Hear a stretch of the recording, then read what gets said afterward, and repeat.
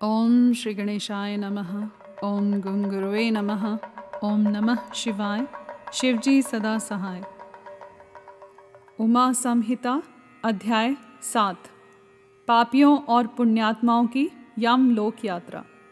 संत कुमार जी कहते हैं, व्यास जी, मनुष्य 4 प्रकार के पापों से यमलोक में जाते हैं। यमलोक अत्यंत भयदायक और भयंकर है। वहाँ समस्त देहधारियों को विवश होकर जाना पड़ता है। ऐसे कोई प्राणी नहीं है जो यमलोक में न जाते हों। किए हुए कर्म का फल कर्ता को अवश्य भोगना पड़ता है। इसका विचार करो। जीवों में जो शुभ कर्म करने वाले, सौम्य चित्त और दयालु हैं, वे सौम्य मार्ग से यमपुरी के पूर्व द्वार को जाते हैं। जो पापी, पाप कर्म परायण तथा दान से रहित हैं, वे भयानक दक्षिण मार्ग से यमलोक की यात्रा करते हैं। मृत्यु लोक से 86,000 योजन की दूरी लांघ कर नाना रूप वाले यमलोक की स्थिति है, यह जानना चाहिए। पुण्य कर्म करने वाले लोगों को तो वह नगर निकटवर्ती सा जान पड़ता है, परंतु भयानक मार्ग से यात्रा करने वाले पापियों को वह बहुत दूर स्थित दिखाई देता है। वहाँ का मार्ग कहीं तो तीखे कांटों से युक्त है, कहीं कंकड़ों से व्याप्त है, कहीं छुरे की धार के समान तीखे पत्थर उस मार्ग पर जड़े गए हैं, कहीं बड़ी भारी कीचड़ फैली हुई है। बड़े छोटे पातकों के अनुसार वहाँ की कठिनाइयों में भी भारीपन और हल्कापन है। कहीं कहीं यमपुरी के मार्ग पर लोहे की सुई के समान तीखे डाब फैले हुए हैं। तदंतर यमपुरी के मार्ग की भीषण यातनाओं और कष्टों का वर्णन करके संत कुमार जी ने कहा, व्यास जी, जिन्होंने कभी दान नहीं किया है, वे लोग ही इस प्रकार दुख उठाते और सुख की याचना करते हुए उस मार्ग पर जाते हैं। जिन्होंने पहले से ही दान रूपी पाथेय यानी राह खर्च ले रखा है, वे सुखपूर्वक यमलोक की यात्रा करते हैं। इस रीति से कष्ट उठाकर पापी जीव जब प्रेतपुरी में पहुंच जाते हैं, तब उनके विषय में यमराज को सूचना दी जाती है। उनकी आज्ञा पाकर दूत उन पापियों को यमराज के आगे ले जाकर खड़ा करते हैं। वहाँ जो शुभ कर्म करने वाले लोग होते हैं, उनको यमराज स्वागत पूर्वक आसन देकर पाद्य और अर्घ्य निवेदन करके प्रिय बर्ताव के द्वारा सम्मानित करते हैं और कहते हैं, वेदोक्त कर्म करने वाले महात्माओं, आप लोग धन्य हैं, जिन्होंने दिव्य सुख की प्राप्ति के लिए पुण्य कर्म किया है। अतः आप लोग दिव्यांगनाओं के भोग से भूषित तथा संपूर्ण मनोवांछित पदार्थों से संपन्न निर्मल स्वर्ग लोक में जाइए।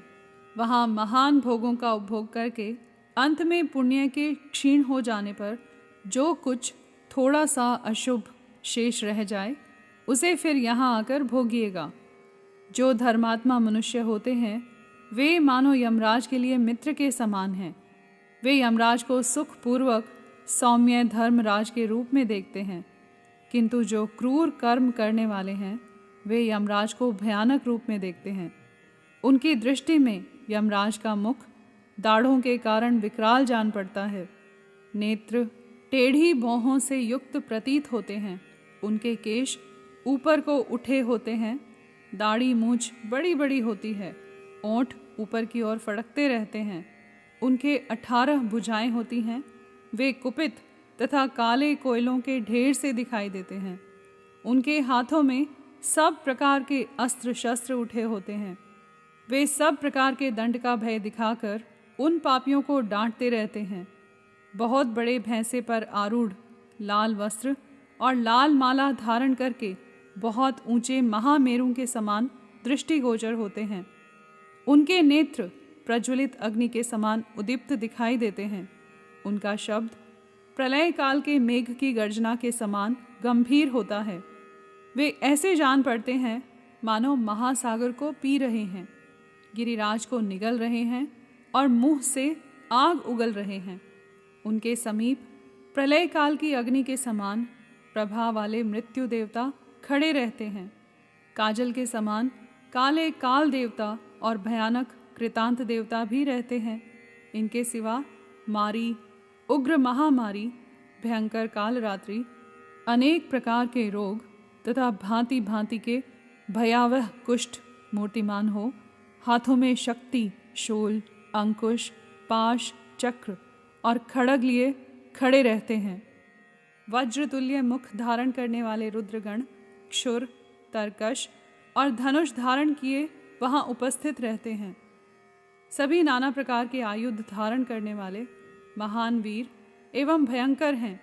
इनके अतिरिक्त असंख्य महावीर यमदूत, जिनकी अंग कांति काले कोयले के समान काली होती है, संपूर्ण अस्त्र शस्त्र लिए बड़े भयंकर जान पड़ते हैं। ऐसे परिवार से घिरे हुए घोर यमराज तथा भीषण चित्रगुप्त को पापिष्ठ प्राणी देखते हैं।